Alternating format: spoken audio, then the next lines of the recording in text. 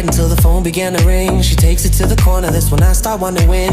I can hear her shouting, banging her fist against the door, yelling, yo, it's over, I can't take it anymore. Then I walk away and act nonchalant and chill. I ain't trying to get her caught up in a mess for real, but she came on out and backed me up against the wall. She said, I know you're hurt, but I'll make you forget it all.